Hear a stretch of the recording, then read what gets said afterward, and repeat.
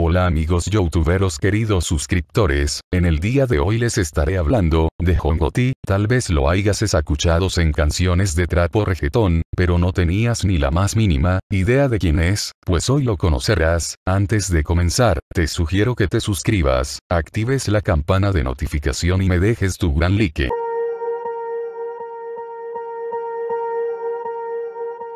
Swear I won't forget this, why do I regret this? In my mind reckless, thoughts are feeling endless. Sitting up I'm breathless, anxiety's infectious. I feel so defenseless, betrayed and embarrassed. I hate being open, I hate being broken. Estadounidense.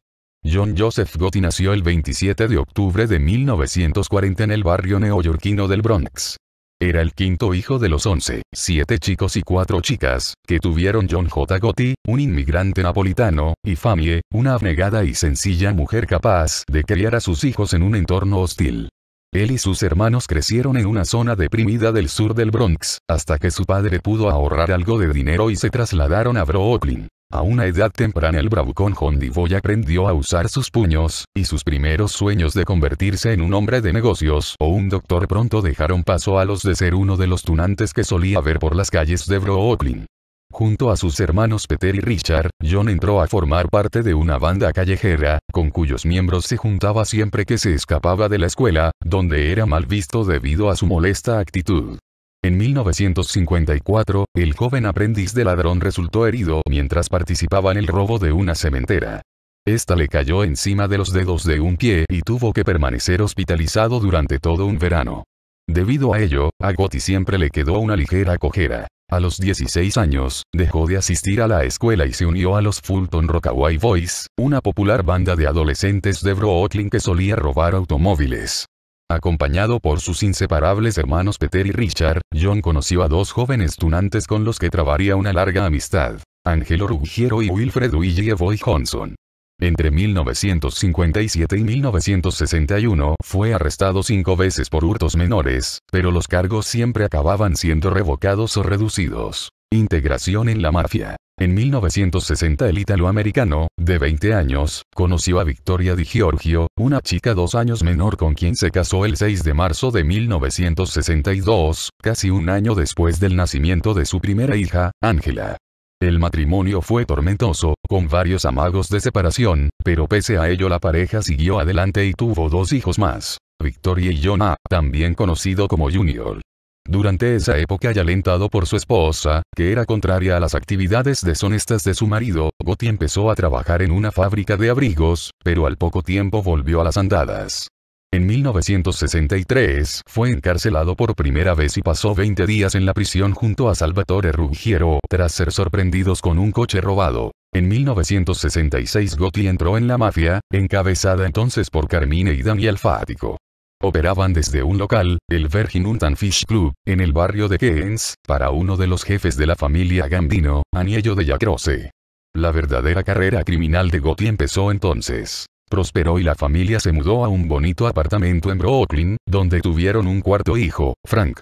Los Gambino lo reclutaron como matón y poco después le confiaron el saqueo sistemático de los materiales utilizados en la construcción del aeropuerto John Fitzgerald Kennedy, hasta que fue descubierto y condenado a 3 años de cárcel en Lewisburg. Con tan solo 31 años, Gotti se convirtió en el capo de la banda de Virgin y, con Della Croce en la cárcel, empezó a visitar con frecuencia a Don Carlo Gambino, a quien se dirigía con sumo respeto. En 1975, Jon Gotti fue condenado a 4 años de prisión por robo, y durante los 2 años que pasó en la cárcel de Greenhaven asistió a clases de cultura italiana e hizo mucha gimnasia. De nuevo en la calle, tuvo que hacer frente a la muerte de Carlo Gambino y al ascenso de Paul Castellano, quien entonces controlaba la situación. Capo de los Gambino. El 18 de marzo de 1980, una desgracia conmocionó a la familia Gotti. El pequeño Frank, de 12 años, murió atropellado por el coche de un vecino. Victoria nunca se sobrepuso a aquella fatalidad y fue ella misma quien pidió venganza. El vecino desapareció misteriosamente tras ser introducido en un coche por unos matones, pero nadie pudo probar que Gotti estuviera detrás del homicidio.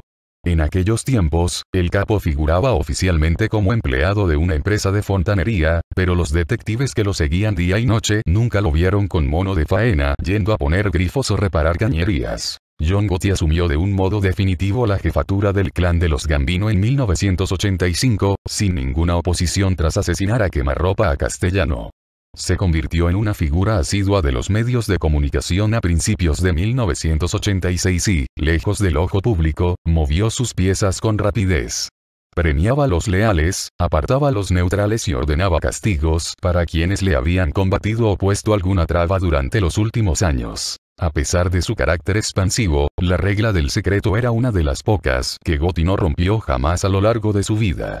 Acostumbrado a guardar secretos ante la policía, los jueces y los abogados, frente a Castellano, Della Croce o sus propios lugartenientes, e incluso ante su esposa Vicky o su hijo mayor, construía coartadas con facilidad e inventaba argumentos que siempre encajaban. Prisión y muerte del último padrino. Los detectives que seguían los pasos de la familia Gambino no tardaron en conocer las frecuentes subidas a un apartamento. Su jefe, George Gabriel, decidió que ese apartamento era el lugar ideal para poner un micrófono oculto y poco después lograron grabar algunas conversaciones que delataron a Gotti. El 11 de diciembre de 1990, una patrulla del FBI formada por 10 agentes y 3 detectives se apostó a la entrada del edificio para detener a los principales capos de la familia. Durante la instrucción, el fiel lugarteniente Salvatore Gravano, alias Sammy el Toro, fue relatando uno a uno todos los crímenes en los que había participado a las órdenes de su jefe. Condenado a cadena perpetua en el penal de Springfield a los 51 años de edad, Gotti estuvo durante casi 10 años aislado 23 horas al día, fumando, leyendo periódicos, y convencido de que algún día volvería a la carga. Nombró una comisión para que dirigiera la familia en su ausencia, al cargo de la cual quedó su hijo mayor, John Jr., pero con el paso del tiempo este se declaró culpable de cargos federales por crimen organizado, quedando los Gambino a cargo del hermano mayor de John, Peter Gotti. El cáncer acabó con cualquier expectativa de ver algún día libre al jefe del clan. La ostentación, su eterna compañera, estuvo también presente en el último adiós al hombre que quiso ser el más temible de los padrinos, pero también el más elegante. Al ataúd de bronce macizo le siguió una caravana de más de 100 coches y limusinas que se desplazó desde su casa de Keynes hasta el cementerio. La comitiva hizo un alto en el lugar donde fueron grabadas sus conversaciones, y los asistentes salieron en silencio a la calle mientras se santiguaban. Sin duda, fue una despedida que estuvo a la altura del último gran padrino. Gotti fue el último gran padrino en el más puro sentido cinematográfico de la expresión. Su elegancia le granjeó el apelativo de el apuesto Don. Sus trajes oscuros de rayas y pecho cruzado, y sus cabellos canos cortados con meticulosidad hacían de él la viva estampa del mafioso de la gran pantalla. Como los villanos de Francis Ford Coppola, Martin Scorsese o Mario Puzo, su habilidad para esquivar a la justicia también era proverbial. Consiguió escapar 3 veces del banquillo de los acusados durante su reinado de extorsión, asesinato y narcotráfico en la década de los 80, cuando la pequeña Italia y Manhattan aún eran el lugar donde operaban los herederos de la mafia siciliana y la camorra napolitana. Con él desaparecía un mundo y acababa una época. Mientras las familias de origen siciliano languidecen entre la decadencia, las luchas fratricidas y los jefes mediocres, la mafia rusa, más violenta, mejor organizada y con un arsenal mucho mayor de armas, drogas y mercenarios, se ha adueñado de las calles de Brooklyn, el mismo escenario de donde partió Al Capone a la conquista de Chicago y en el que floreció años después John Gotti, su más insigne y rendido admirador. Su leyenda de capo seductor lo convirtió en padrino de la familia Gambino y en uno de los hombres más temidos de la ciudad de Nueva York. John Gotti elevó la noción del público de un jefe de la mafia a un estado casi mítico. Como jefe de la familia criminal Gambino a fines de la década de 1980 y principios de la década de 1990, cortó una figura colorida y extremadamente pública no solo en la ciudad de Nueva York sino en todo el país. Los periódicos sensacionalistas lo llamaron el Don Teflón por su aparente capacidad para evitar el enjuiciamiento. También era conocido como el Tapper Don, debido a su estilo impecable, que consistía en trajes italianos de doble botonadura de Brioni, corbatas de seda pintadas a mano y su halo de cabello perfectamente peinado. Gotti murió el 10 de junio de 2002 en el hospital de la prisión federal en Springfield, No. Él tenía 61. Tanto en la muerte como en la vida, el funeral de Gotti fue grande y audaz.